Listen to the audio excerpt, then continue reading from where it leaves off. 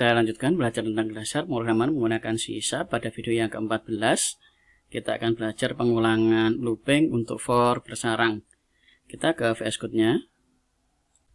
Kita buka VS Code, kita siapkan foldernya, kita buat V14. Kemudian seperti biasa kita akan siapkan file projectnya. Kita akan masuk ke folder V14, kemudian kita buat project yang baru, .NET New Console. Kita tunggu.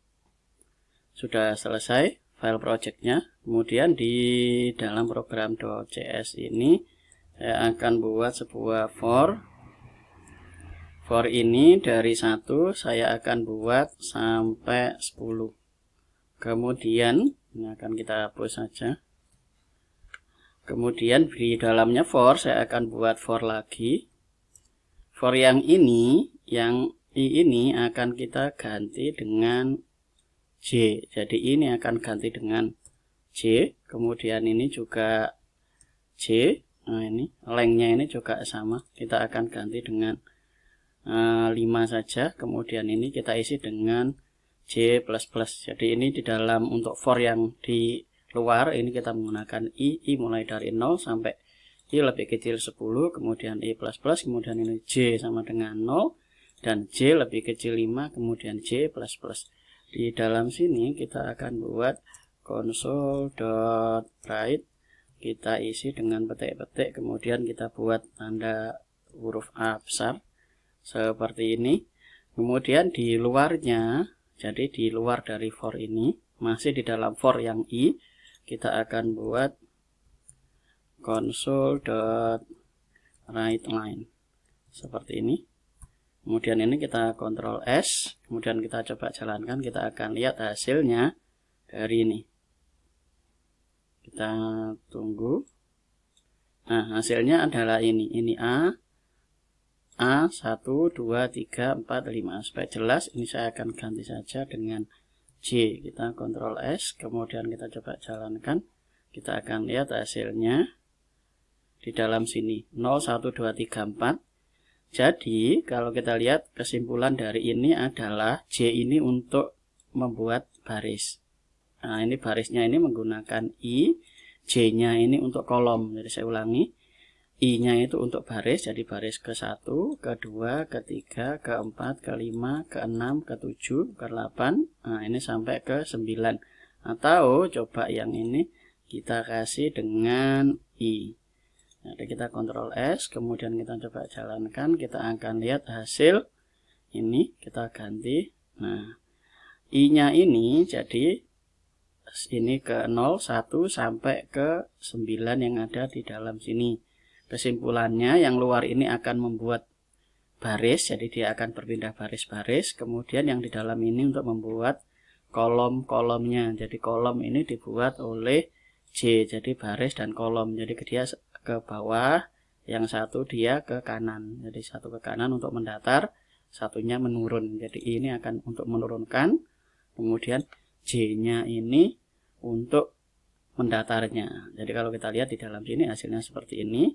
Kalau yang ini kita kosongi, maka akan terlihat bahwa di dalam sini keluarnya adalah 0, 1, 2, 3, 4. Nah, ininya tidak ada karena cara kerjanya begitu I ini yang pertama, dia akan yang menjalankan for ini sampai sebanyak 5 kali. Kalau ini sudah selesai 5 kali, ini jalan, balik lagi I yang kedua. Begitu I yang kedua ini jalan lagi sebanyak 5 kali lagi. Kemudian ini jalan lagi 1 kali. Kemudian I yang ketiga ini jalan lagi 5 kali lagi. Kemudian ini jalan lagi. Begitu seterusnya sampai 10. Jadi untuk hitungan yang pertama ini jalan. Terus kemudian ini jalan. Nah, itu cara penggunaan dari for bersarang. Jadi ada for di dalam for. For yang pertama menghitung ini, kemudian ini. Contoh penggunaan sehari-hari, contohnya hari Senin sampai Jumat. Nah, ini Anda ke sekolah. Nah, sekolah kan Senin sampai Jumat.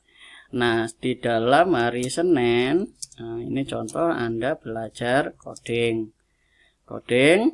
Kemudian masuk lagi sampai jadi coding ini belajar dari video 1 sampai video 10. Nah, ini contoh. Jadi di dalam hari Senin itu Anda belajar coding. Terus begitu lagi masuk hari Senin lagi belajar coding lagi. Kemudian sekolah lagi sampai Jumat. Nah, ini contoh. Ini pengulangan yang di luar. Coding ini pengulangan yang di dalam. Jadi contohnya seperti itu. Jadi Anda melakukan pengulangan karena berangkat ke sekolah terus dari Senin sampai Jumat. Senin sampai Jumat terus. Nah, setiap hari Senin belajar coding lagi. Nah, seterusnya seperti itu. Berarti di dalam harinya itu ada pengulangan. Nah, dalam 1 minggu juga ada pengulangan dari Senin sampai Jumat, yaitu berangkat ke sekolah. Nah, itu contoh penggunaan dari looping di dalam loop. Jadi pengulangan bersarang, jadi ada belajar coding yang diulang-ulang dan ada sekolah yang diulang-ulang. Kalau Anda tidak sekolah, maka Anda tidak belajar coding. Nah, itu contoh penggunaan sehari-hari. Tugas untuk materi ini adalah yang pertama, berikan contoh pengulangan bersarang dalam kehidupan sehari-hari. Contohnya seperti tadi, ketika Anda berangkat ke sekolah, kemudian Anda belajar. Nah, belajarnya itu yang disebut pengulangan yang bersarang. Jadi belajar, misalnya ada pelajaran bahasa Indonesia, matematika, dan seterusnya.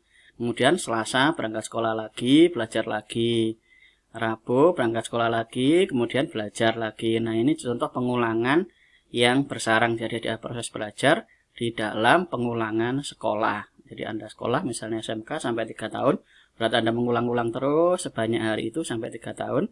Kemudian di dalam hari-hari Anda sekolah itu Anda belajar. Ini contoh pengulangan bersarang dalam kehidupan sehari-hari. Jelaskan bagian dari pengulangan bersarang. Jadi pengulangan bersarang itu ada pengulangan yang di luar dan ada pengulangan yang di dalam. Contohnya seperti tadi, contoh untuk I dan J, I-nya untuk di luar, J-nya untuk di dalam. Nah, contoh di dalam sini, kalau I-nya itu Anda berangkat sekolah, kemudian belajarnya adalah pengulangan bersarang. Jadi Anda belajar ketika Anda sekolah. Jadi Anda belajar ketika Anda sekolah.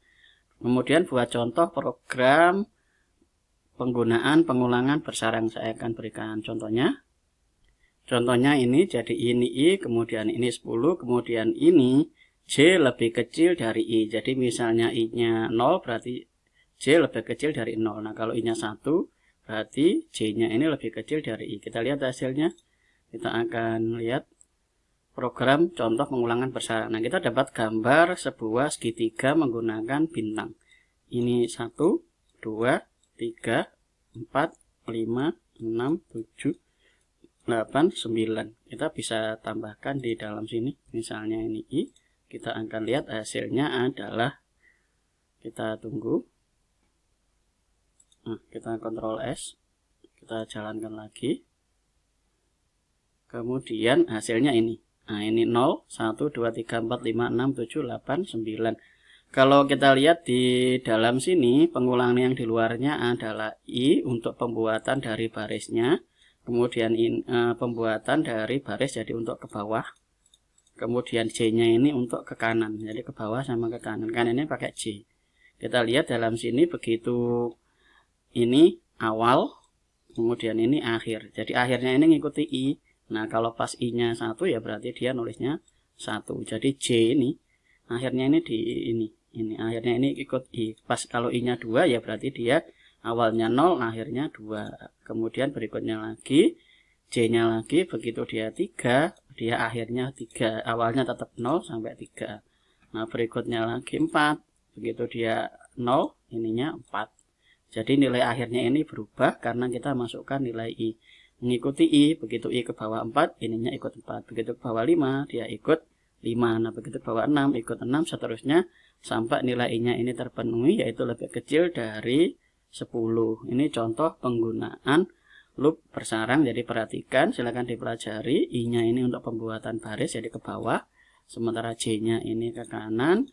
Dan nilai akhir dari J ini mengikuti dari I yang ada di dalam sini. Jadi itu perhatikan untuk penulisan dari loop bersarang. Itu saja materi penggunaan dari loop bersarang. Jangan lupa Google Doc untuk tugasnya ini diisi, kemudian disampaikan kepada guru kalian bahwa kalian sudah mengerjakan tugas, dan folder file ini upload ke GitHub masing-masing. Itu saja materinya, silakan dipelajari. Kita akan lanjut ke video berikutnya. Terima kasih.